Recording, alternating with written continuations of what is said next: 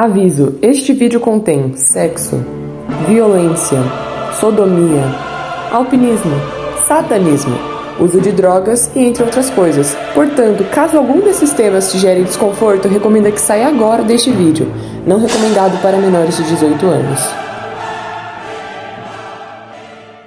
Já vai se aconchegando no seu trono primordial, já vai separando aquele cafezinho, porque chegou a hora de falar de pedrada, meus amigos. E olha só minha xícara que bonitinha.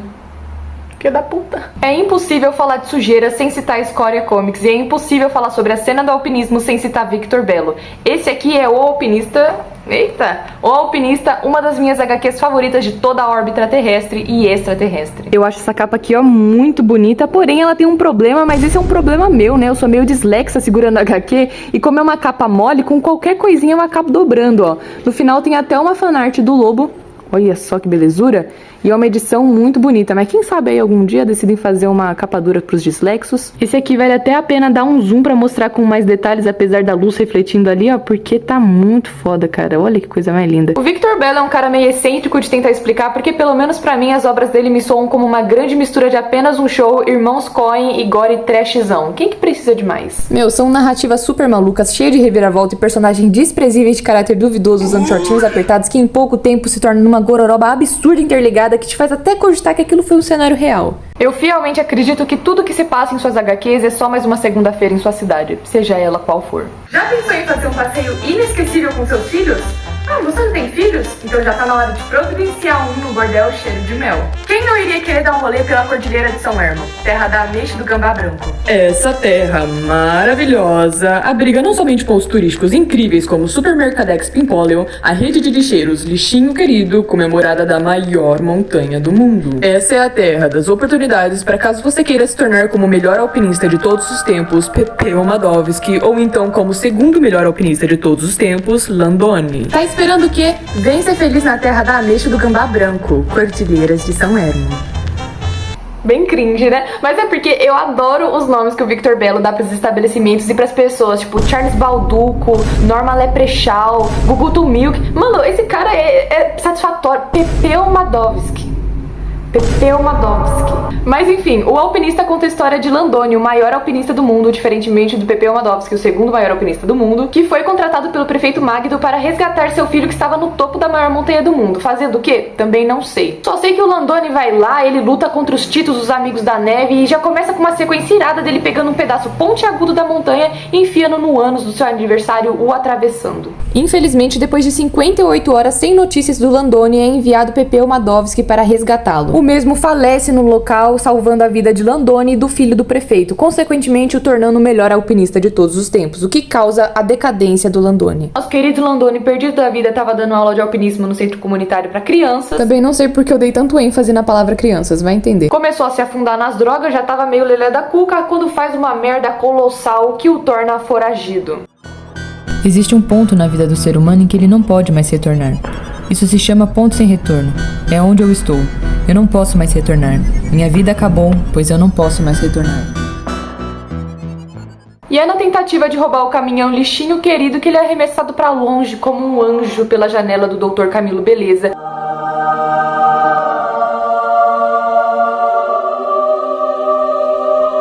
Que por piedade decide lhe dar um novo rosto. O rosto de... Enquanto tudo isso está acontecendo na vida do Landoni, a agência de investigação total Coruja Chinesa decide investigar um cadáver misterioso que apareceu no necrotério do Dr. Megadeth. O corpo do Caba já estava irreconhecível porque já havia sido morto há cerca de 1 ano, porém ele tinha um teratoma perto do estômago, o famoso tumor com dente, cabelo e unha. O que tornou possível sua identificação com 100% de eficácia era nada mais nada menos do que o prefeito Magdo. Durante esse tempo, algum farsante estava substituindo o prefeito, e o mais estranho disso tudo é que nessa mesma época surgiu a abolição dos bombeiros. Ou seja, eles não poderiam apagar um incêndio. Muito estranho. Nada nessa HQ é como você pensa que pode ser. E aí que vem a graça. É exatamente como escalar uma montanha. A gente chega a níveis que nem imaginava que existiam. E é uma coisa que você precisa ficar se policiando, porque eu, por exemplo, chegou um momento que eu tava tão imersa ali na trama, e o Victor Belo tem essa necessidade de explicar as coisas de uma forma tão científica, que parece fazer sentido, que chegou uma parte do arquivo do melzinho, em que o mestre To, a pessoa mais sábia que eu conheço, disse ao Thundervan que além da cor e da consistência, devemos saber que o mel puro armazena a memória da colmeia em que foi retirada. Então, quando misturado com água, o mel vai formar hexágonos. E aí eu pensei, pô, mano, que legal, vou pesquisar isso no YouTube. Até eu me dar conta do que eu tava lendo. Ele sempre descreve as coisas da forma mais específica possível e é muito doido como esses pequenos detalhes eles vão voltando à tona o tempo inteiro. É difícil falar sobre o alpinista porque eu não quero revelar absolutamente nada dessa trama. É uma investigação muito extensa e muito longa que literalmente, gente, escala pra um nível. Mas assim... Por que o filho do prefeito estaria no topo da maior montanha do mundo? Qual é a relação disso com os 2 melhores alpinistas do mundo? Seria o Dr. Camilo Beleza ter clonado com seu Stalinkinator 2001 o prefeito? O que o clone estava fazendo no fundo da sauna Vaporitos em temperaturas altíssimas com um estoque de gel e carvão? Por que a abolição dos bombeiros? E tudo isso tendo que lidar com a rixa da polícia contra a agência de investigação total Coruja Chinesa. Norma Leprechaun e Charles Balduco reunirão todo tipo de teoria e de gente para descobrir o que seria a profecia do apocalipse. Leiam, porque eu preciso de mais pessoas no mundo para conversar sobre essa HQ e eu fielmente acredito que isso aqui foi um sinal. Pô, aí você olha pra uma página dessa e você fala que bonitinho, uma cara humilde, né? Uma página de agradecimento, mas aqui, olha quem tá aqui. Emily Bona. Pô, bonitinho? Não acho bonitinho, não. Agora eu vou ter que dar um breve spoiler, mas isso aqui já é uma questão de saúde pública mesmo, então eu vou ter que falar. O alpinista, ele tem a presença de extraterrestres, que são personificação do caos, e aí, engraçado, a Emily Bona lança esses dias vítimas de delinquência alienígena. Pô, não tá legal isso aí, meu povo, não tá legal. É suspeito, eu tenho as minhas suspeitas de que eles sejam sim disfarçados, replicantes, e aí é só pra deixar o alerta. Eu tenho quase certeza que em algum momento da sua vida você já ficou chapadão de ácido e aí escutou uma música que revelou as peças que faltavam pra realizar um ritual satânico com sua namorada. Bom, eu não, mas aparentemente o Fábio Vermelho já. Esse aqui é 400 Morcegos da brabíssima Escória Comics. Foi publicado em 2020, acabei vacilando um pouquinho com a capa, como é perceptível, isso aqui me dá agonia toda vez, mas tudo bem, porque está autografado, inclusive foi por conta desse autógrafo que eu tive a ideia do vídeo, porque ele escreveu, só pervertidos gostam desse tipo de coisa, e eu pensei, caramba, realmente. Gosto do formato da HQ, toda quadradona, e também da textura da folha, né, mais amareladinho assim. Nossa, se eu folhear aqui, já vão ver umas coisas cabulosas, então não vou mostrar muita coisa não. A ideia para 400 Morcegos surgiu enquanto o Fábio ainda estava trabalhando no deplorável caso de Dr. Milton, só que dessa vez ele queria fazer uma HQ menor envolvendo Satã e sacrifício. Foi assim que surgiu a frase da contracapa, o famoso sextou com o S de sangue, sexo e Satã. Ele percebeu que não ia dar pra fazer uma história de uma seita giganorme porque a HQ seria menor e acabou resumindo isso a 3 duplas que eu vou falar já já, entre eles nossos protagonistas Eloy e Walter. Eu até prefiro essa dinâmica na real porque eu acho que torna os personagens muito mais memoráveis. E eu amo histórias que se interligam e é o que acontece aqui também. Vou citar o filme Magnolia, porque eu tô com saudade dele, e também tem essa coisa de personagens se esbarrando ali o tempo todo. Eu gosto muito do traço do Fábio, inclusive das rachuras mais poluídas, que é uma coisa que me agrada bastante, me lembra até o Robert Crumb, e essa aqui é uma HQ espetacular. Eu lembro que a primeira vez que eu vi ela foi na primeira vez que eu fui na Loja Monstra, em 2022, eu só abri aleatoriamente uma página e tinha um puta bundão ali, eu, meu Deus, o que é isso? E aí ano passado, né, quando eu fui na Feira da Ogra buscar essa HQ, meu celular foi furtado. Então temos uma história aí. A ambientação se passa no Rio de Janeiro de 68, ou seja, ditadura rolando, por um outro lado a ascensão dos hips, muito ácido, drogas e rock and roll rolando à solta, porém aqui no Brasil muita repressão. E você realmente se sente muito dentro da época enquanto lê isso aqui, porque a roupa das pessoas, os cabelos e principalmente o nome dos locais que a gente vê de fundo são muito convincentes. Então, eu que nunca pisei no Rio de Janeiro e não era nem nascido em 68, consegui sentir o calor da coisa toda só de ver os cenários. Walter e a Elo são nossos protagonistas, um casal de satanistas que a gente nem sabe ao certo se são mesmo, né? Parece só um bando de jovem drogado que querem sair dessa vida de proletariado pra virar artista. Eles já haviam tentado realizar um ritual que falhou, ocasionando na morte de um casal, saiu nos jornais e tudo, porém eles não foram descobertos. E aí, o Charles, numa epifania, enquanto estava doidão de ácido, escutando a fachada Trem Fantasma, percebe alguns elementos na música que juntam peças do quebra-cabeça do que eles haviam feito de errado posteriormente. Um desses principais detalhes é que o casal precisaria ser virgem, e aí que surge a Virgínia e o Angélico. Inclusive, é essa música que originou o título 400 Morcegos. Mas a Virgínia e o Angélico... Eu tô quase falando evangélico. A Virgínia e o Angélico são um casal de atores que vieram de São Paulo pro Rio de Janeiro para apresentar sua versão polêmica da peça Romeu e Julieta, que foi sucesso de crítica. E também para divulgar o seu livro Projeção da Consciência e Sexo Espiritual em um evento que ocorreria que seria uma orgia espiritual. Não sei como isso aconteceria, porque os dois alegam que nunca fizeram sexo carnal e não são praticantes disso, porém que o sexo espiritual era algo muito melhor e que os orgasmos são cósmicos e toda essa parada bem hipzão mesmo. E são o famoso dor de cabeça pro empresário, porque coitado do Charlie, gente, tudo que ele falava pra eles não fazerem, eles iam lá e enchiam o saco. É aí que é nos apresentado mais uma dupla, o Pedro e o Carlos, que acompanham o trabalho da Virgínia e do Angélico e apostam a sorte num hotel em que eles poderiam estar pra tentar pedir um autógrafo, coisa assim. Eles acham o casal muito excêntrico, ainda mais com essa parada, né, de sexo astral e pipipopopó. Uma das coisas que eu gosto também nessa HQ é que ela trabalha nessa coisa de particularidade, o que cada um faz na sua vida privada quando não tem ninguém olhando. Também pelo contexto em que se passa, né, de muita repressão e repressão sexual, mas a gente não olha pra cara da Elo, uma jovem moça que trabalha num brechó, e fala que ela é uma assassina satanista. E aí, certo dia, vai um moço lá todo de terno deixar uma caixa de doações e quando a dona abre é cheio de apetrechos sexuais e ela fica espantada, fala, meu, vou chamar a polícia. E um breve spoilerzinho aqui também, a Virgínia e o Angélico, eles não são virgens, cara, eles praticam um sexo carnal normal, mas aí como tem toda essa parada hippie pra enganar o otário, é uma coisa que eles surfaram na onda também. Talvez para passar aquela imagem do casal puritano, virginal. Uma parte bem interessante também é que tem uma cena em que o Carlos e o Pedro estão ali sentados esperando para ver se a Virgínia e o Angélico iriam sair do hotel quando são abordados pela polícia. E aí a polícia fica tipo, meu, vocês têm mó cara de vagabundo, o que vocês estão fazendo aqui a esse horário? E enquanto isso está acontecendo, essa abordagem, o outro casal lá, a Elo e o Walter, estão sequestrando os dois, entendeu? Então a polícia estava mais preocupada em xingar eles de bicho comunista do que pelo real problema que estava acontecendo literalmente atrás do nariz dele. E olha, eu vou admitir um negócio aqui, eu espero que não soe tão estranho assim, que é uma HQ gostosa, no sentido mais literal da coisa, assim, leia debaixo das cobertas, porque o Fábio Vermelho desenha uns bagulho aqui, até bem desenhado demais. E isso é muito legal, porque tá num cenário aqui de muita repressão, ou seja, cada um tem ali a sua vida normal, mas nós temos aqui sodomia, boquetes bem molhados, sadomasoquismo, então ele retrata muito bem esses dois polos, seja da repressão da sociedade e a forma como eles são vistos, e de um outro lado que eles fazem em suas vidas privadas. Eu não sei porque eu estou fazendo coxinhas com a mão, mas esse é uma HQ que vale muito a pena porque ele é muito fechadinha, se mescla tudo muito bem e tem um final épico e me fez acreditar que realmente o Trem Fantasma esconde alguma coisa ali na sua letra. Inclusive uns demônios que aparecem no final me lembram um pouco a capa de Jardim Elétrico, mas aí eu posso estar brisando mesmo. E tem uma fachada em Jardim Elétrico que se chama Virgínia, que é o nome da atriz. Mas olha, devo dizer que eu recomendo pra caramba essa HQ do Fábio. Até o momento é a única que eu li, já tô doida pra conhecer mais. Olha, o negócio que tem aqui é conteúdo de qualidade, hein? Rapaz. Agora vamos falar um pouco sobre floresta amazônica, tráfico de droga, cachorro e calcinha falante. Esse é Rose na Floresta, de Nathan Coundry. É impressionante como a Editora Veneta me impressiona cada vez que eu leio algo deles, porque são sempre edições muito completinhas e muito bonitas. Com esse aqui não seria diferente. Atrás tem até um comentário do Simon Hanselman, que fez o Mau Caminho e Zona de Crise, tem até um vídeo meu comentando sobre. Temos aqui no começo, ó, essas artes bem bonitas, aqui no final o mesmo, e uma parte falando um pouquinho sobre o Nathan Coundry, que foi uma pessoa que eu não encontrei muitas informações na internet.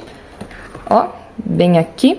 A narrativa se inicia com um casal cristão casando num navio sob as águas do rio Amazonas. Segundo eles, foram lá que se conheceram em uma missão cristã de trazer ajuda humanitária às tribos selvagens dessa terra. E aí até então tá tudo certo, eles estão lá aproveitando, dançando, só que o cara tá com muito tesão. E aí eles decidem ir pra margem do rio fazer um vucu-vucu abençoado. E foi durante o ato que eles perceberam uma trilha de sangue que chegava até uma certa criatura cabeçuda amarela, que eu demorei pra perceber que era um cachorro, na verdade. Olha, eu vou ser bem sincera aqui, a princípio eu tava achando o traço muito feioso, eu tava estranhando bastante, cores bem pastel, chapadas, com o rosto chapado, todo mundo chapado, e eles tinham esses olhos kawaii, tipo olhos brilhosos, com esses cílios grandes, até os homens são desenhados de uma forma bem afeminada, que eu achei meio estranho, não sei explicar. Depois no ato 1 eu já fui me acostumando e tem cenas que eu acho bem legais, legais, bem bonitas. É só que esse começo, por algum motivo, eu acho muito feio. Aqui no final, falando um pouco sobre o Nathan Cowdery, diz que ele estudou ilustração durante 3 anos na faculdade e fez um intercâmbio no Japão, o que marcou muito seu traço, né? É perceptível essa pegada com os olhos, depois eu consegui compreender. E dando uma checada no Instagram dele em outras obras,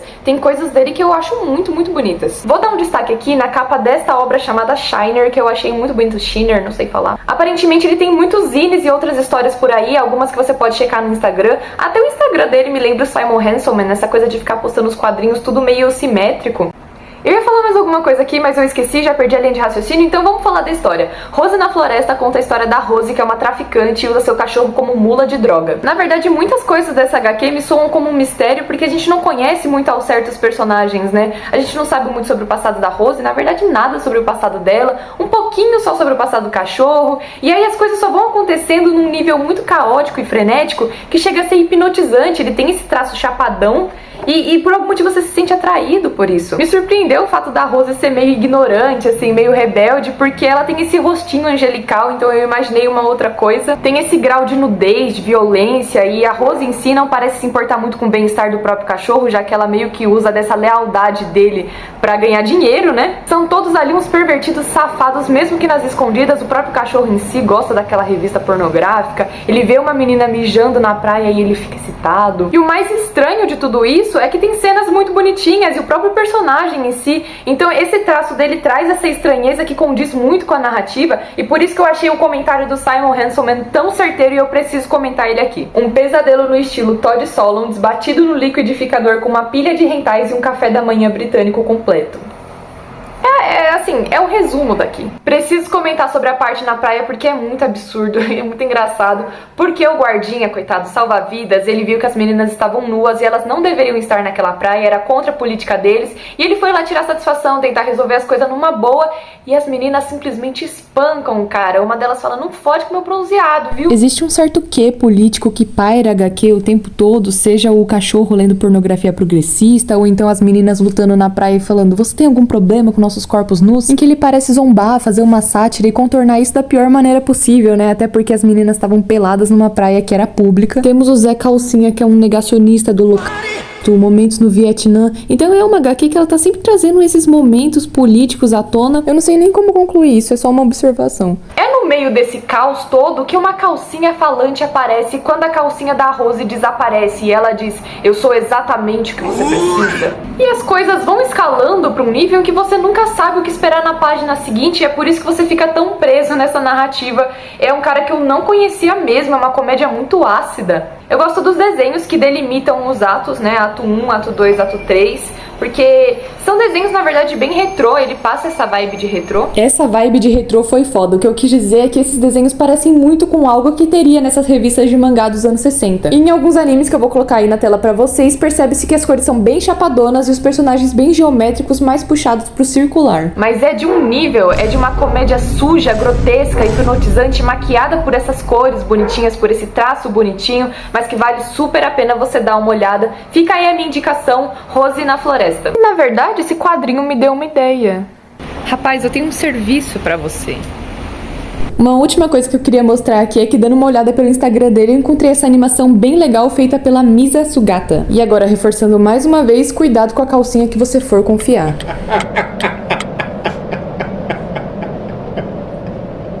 E agora vamos falar de mais uma edição da Veneta que eu não sei nem como começar a falar sobre, porque nem olhando pra acreditar no que se passa em Squeak the Mouse. Como eu disse, essa aqui é uma edição da Veneta que eu já vou mostrar com mais detalhes.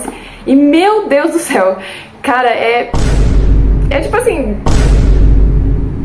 E essa foi uma das HQs que me despertaram ainda mais essa vontade de gravar esse vídeo, porque eu não tava acreditando no que eu tava lendo, e ao mesmo tempo, quanto mais eu lia, mais eu queria ler. Novamente, a primeira vez que eu vi essa HQ foi na loja Monstra, foi no mesmo dia que eu conheci o 400 Morcegos, pra vocês terem uma ideia. E eu também falei, cara, que é isso, mano? Eu só abri uma página gasta, a cabeça dele. E não só acho que essa aqui é uma das edições mais bonitas da Veneta, como também é um resgate histórico, mano. Tem muitos rascunhos aqui. E inclusive tem a capa da revista Animal. Eu vou procurar, olha, vocês já vão ver umas coisas bem cabreiras aí, ó. Mas essa aqui é a primeira vez que o Squeak the Mouse veio pro Brasil na revista Animal. Temos a capa aqui, ó.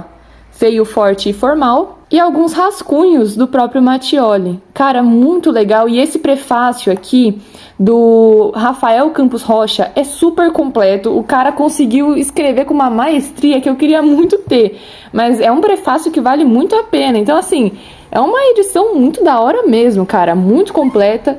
E eu adoro essa capa bem chamativa mesmo, impróprio para menores de 18 anos. E quando chegou ao Brasil pela revista Animal, vou até deixar uma imagem aqui do lado, era tudo em preto e branco para não elevar o custo da revista. Então é bem legal agora ter disponível essa edição de luxo e cheia de cores, porque isso faz grande parte, assim, da estética da narrativa. E é muito difícil, se não impossível, falar sobre o Mattioli sem situar o contexto que estava se passando na Itália em 77. Eu não sou a pessoa mais propensa para isso, por isso que eu recomendo muito mais que, caso você queira conhecer mais de Squeak the Mouse e desse movimento, você assista o vídeo do Quadrinhos da Sarjeta ou então do Pipoca Nanquim, porque eu fui conhecer esse movimento dos quadrinhos punk italiano literalmente agora, enquanto fazia as minhas pesquisas sobre Squeak the Mouse. E mesmo dando uma boa pesquisada, eu não seria capaz de resumir isso aqui, pelo menos não nesse vídeo. Mas basicamente o punk surgiu, as rádios livres lá na Itália, punk rolando e uma grande desilusão entre esses jovens artistas, principalmente jovens proletariados, que viram esse sonho socialista indo pro ralo, basicamente. Resumidamente, eles tinham essa ideia de que não se havia mais um futuro para lutar por, então eles tacaram um foda-se mesmo. Em 77 também foi o ano em que eles fundaram a revista Cannibale, o Mattioli, Tamburini, Andrea Pazienza, que era uma revista de quadrinhos underground, mais voltados ali para conteúdo adulto, que mais tarde vai se transformar na Frigidaire. Em 82, na Frigidaire, que Squeak the Mouse foi publicado pela primeira vez. Foi um ano de muita expressão artística e de muita violência também, que é aparente nas obras desses caras. Aqui em Squeak the Mouse, ele usa de elementos reais para zombar da própria sociedade, do próprio reflexo dela, de uma forma bem debochada e descaralhada que me agrada pra caramba. Então vamos falar logo de Squeak the Mouse. Squeak the Mouse se inicia então como a típica história de gato e rato que estamos tão acostumados a ver aí nas televisões, né, o Tom e Jerry, e inclusive muita gente fala que o criador de Simpsons se inspirou no Squeak the Mouse para fazer o comichão e coçadinha. Temos aqui uma perseguição gato e rato com uma caracterização bem típica dos desenhos dos anos 60, então o gato pega o rato e ele abre um zíper na mão do gato, o rato se escondendo debaixo da calçada como se fosse tapete, até que ele pega uma bomba, enfia no cu do gato e explode o maluco, assim, ele literalmente morre. Mas na verdade não, ele volta putaço, e essa é uma característica bem legal também de Squeak the Mouse. Diferente dos desenhos que a gente tá acostumado com os caras se machucarem de formas horrendas e voltarem como se estivesse tudo bem, em Squeak the Mouse eles realmente morrem. Só que cada vez mais o Mattioli vai encontrando alternativas mais criativas para reviver esses personagens num ciclo aqui infinito que nos prende até o final. Inclusive, aqui bem no começo, né, quando ele tá procurando o rato entra aqui numa loja de fantasias e vai saindo personagens da Disney descaradamente, mano. Então o cara, assim, não quis poupar mesmo. E aí chega no momento em que o gato pega o rato, arranca a cabeça do maluco, taca ele na parede e fica aquela gosma toda. Inclusive, ele chega a comer os pedacinhos do corpo dele. E depois disso, foda-se, ele vai se arrumar pra uma festa como se nada tivesse acontecido. Nessa festa de Halloween que o gato vai, a gente já percebe umas gatas bem peitudas, no sentido literal mesmo, não tem proporção nenhuma, são só uns peitões assim, bem característico daqueles filmes slash, né, em que você tá numa festa e os hormônios ali estão à flor da pele. O que acontece é que o pessoal da festa começa a morrer de uma forma bem misteriosa, até a gente descobrir que na verdade era o rato, que volta com um esqueleto muito engraçadinho. Após matar basicamente todo mundo da festa, inclusive uma menina que o gato queria muito pegar e ele fica muito puto por conta disso, o gato encontra a alternativa de triturar os ossos do rato, né, num liquidificador e acha que depois disso vai estar tudo ok. Mas na verdade não. O que vem a seguir é literalmente um show de horrores, porque já começa com uma sequência do gato indo ao cinema assistir Videodrome do Cronenberg. Mostra também como ele ficou bem empolgadinho depois de ver umas vísceras expostas ali. Depois disso, acredito que voltando pra casa, ele acaba tombando ali com umas outras gatas que estavam bem empolgadas pra fazer umas brincadeirinhas. E aqui a gente tem uma sequência bem gostosa de muita putaria. E é muito doido, porque assim, eu acredito que o Mattioli tava se divertindo muito fazendo isso aqui, porque são muitos takes em várias posições, tem cintaralha, e ele se interessa bastante, né, o gato, pelo cozinho, né? Ele tem muitas cenas aqui dele, enfim. E são todas as posições possíveis até que o rato novamente retorna, dessa vez como uma gosma, e começa a matar as mulheres. E é sempre assim, é uma violência seguida uma atrás da outra, ele para tudo que tá fazendo. Não, agora vamos transar. E depois retorna como se nada tivesse acontecido. Ele faz muitas referências a filmes de terror, e uma parte que eu acho bem interessante é quando um alienígena tá ali pela TVzinha assistindo a história de Squeak the Mouse e decide reviver o gato só pra ficar matando ele de várias e várias formas. E é também um lembrete pra nós, leitores, do nosso próprio sadismo, porque nós já sabemos o ciclo que se repete várias e várias vezes, porém de formas diferentes. E mesmo assim, continuamos querendo ler só pra ver até onde isso vai chegar. Se o gato e o rato morrem tantas vezes, é porque nós decidimos continuar lendo. Não vou mentir que o Mattioli realmente consegue deixar o leitor bem entretido ali, porque são tantos takes e é um negócio que parece ser feito com tanta vontade que chega a ser sensual. Não? Só eu? Isso sem contar que, além da perversão toda, é um quadrinho muito divertido, porque ele brinca com muitas linguagens, né? Tem uma parte em que ele pega o próprio balão pra atacar no rato, partes em que os olhos se transformam num peitão, ou então numa vagina. Ele realmente soube se aproveitar muito bem desses elementos dos desenhos e dos quadrinhos. Então é uma leitura que eu definitivamente recomendo aí pra... não todo mundo, porque eu acho que isso aqui não é muito pra todo mundo, não. Mas caso você aí esteja interessado em ler uma coisa bem perversa mesmo, Squeak the Mouse seria a sua opção ideal. E se é pra falar de gatos com personalidades um tanto quanto suspeitas, chegou a hora de falar do Frank, do Jim Woodring. Esse aqui é pochitão. Quando eu bati o olho nessa capa, eu senti que precisava ler. Aqui em cima tem um comentário do Neil Gaiman, aqui atrás do Alan Moore. Essa é uma edição pela Dark Side, que aliás tá muito lindo. Se eu não me engano, é a primeira e única HQ do Jim Woodring lançada aqui no Brasil. O último lançamento dele é One Beautiful Spring Day. Tem até um processo no YouTube, né, dele desenhando tudo mais, extremamente satisfatório, mas eu acredito que não tem aqui no Brasil ainda. Não conhecia nada do cara e literalmente foi muito no aleatório, porque eu vi essa capa na livraria e falei, cara, quem que é esse maluco, né? Normalmente eu gosto muito das capas da Dark Side, e com essa não foi diferente, tá um espetáculo. Foi lançado em 2022, porém a história original foi publicada em 2018. Na verdade, hoje eu tô meio lerda da cabeça, não sei se deu pra reparar pela cabeleira que estou gravando esse vídeo em dias diferentes e hoje eu bem achei que minha coluna ia travar, então eu ainda estou despertando, né? Mas não queria deixar pra gravar depois. É um pouco complicado pra mim falar sobre o Jim Woodring, porque quando eu terminei de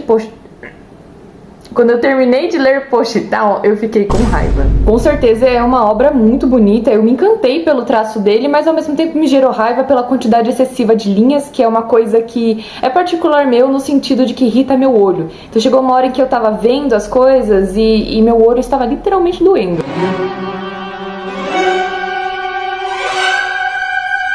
Basicamente o que eu tô tentando dizer é que me gerou muita estranheza, o que não necessariamente é ruim, eu que devo ser meio cegueta mesmo, devo ter algum problema de vista, mas me despertou muita curiosidade em conhecê-lo e eu não me arrependo. O Jim Woodring diz que suas HQs não têm palavras, porque o que ele está tentando fazer é difícil de colocar em palavras, então é muito mais fácil mostrar do que de dizer. Palavras não bastam, não dá pra entender. E essa é uma das minhas dificuldades em conversar sobre Pochitão, porque eu acho que é uma experiência muito única e pessoal.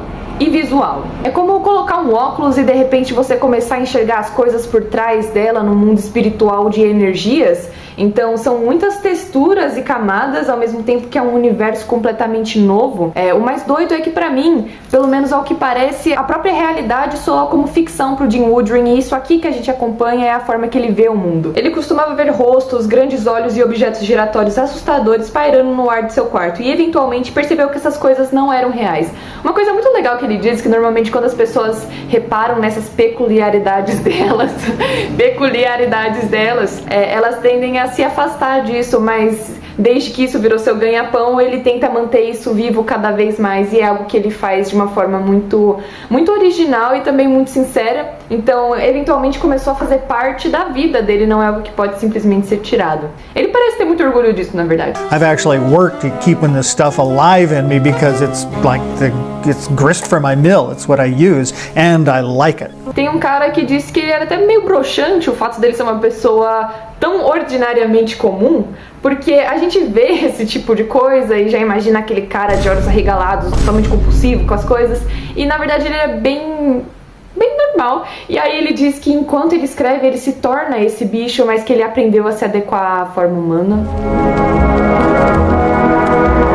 Simplesmente largou a faculdade, foi trabalhar como lixeiro durante 1 ano e meio, onde ele desenvolveu um problema com alcoolismo que pendurou durante 8 anos. Aí depois ele foi pro ramo da animação no estúdio chamado Ruby Spears. Ele trabalhou em desenhos como Mr. T, Rubik the Amazing Cub e Turbo Teen, que ele disse seriam os piores desenhos já produzidos.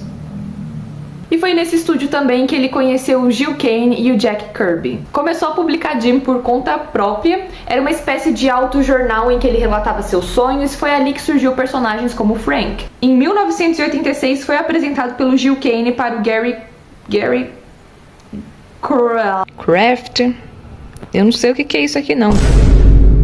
E aí, enfim, o Gil Kane apresentou ele ao Gary, da Fantagraphics, e a partir daí começou a ser lançado como uma série regular da Fantagraphics, o que gerou um burburinho, e aí tá aí hoje, né, um divo babilônico. Vou deixar um vídeo na descrição em que ele fala um pouquinho sobre o trabalho dele. Na verdade tem um documentário que eu queria muito assistir, porém, eu não encontrei em lugar nenhum. Então se alguém tiver um link doido aí, desses sites bem suspeitos, e quiser me mandar, eu estarei aceitando. É fascinante e muito satisfatório ver desenhando, e na verdade eu vou ligar com uma coisa nada a ver. Esse excesso de linhas, quando eu vi, por algum motivo eu lembrei do Charles Crumb, o irmão do Robert Crumb, porque quando ele começou a ter uma decadência psicológica, ele começou a fazer essas linhas que pareciam uma gosma saindo dos personagens, e isso se tornava cada vez mais compulsivo e excessivo. Não que isso tenha alguma ligação com problemas neurológicos e psicológicos do Jim Woodring, é só muito interessante ver como o nosso estado psicológico afeta muito a nossa visão de mundo e, consequentemente, nos desenhos. Só me trouxe essa memória porque eu lembro que quando eu vi no documentário do Crumb, ele mostrando os desenhos do irmão, aquilo me gerou uma estranheza muito forte, e aí eu senti a mesma estranheza com o Jim Woodring, mas é porque são coisas que eu não estou familiarizada. E eu acabei de me dar conta que eu não falei nada sobre Post Town. Eu basicamente tenho uma biografia aqui resumida do Jim Woodring, mas vamos lá então. Editando aqui, eu mudei de ideia, até porque não teria a menor graça ficar descrevendo quadro por quadro. É aquilo que eu expliquei, é uma experiência muito visual para ser descrita, é complicado falar sobre,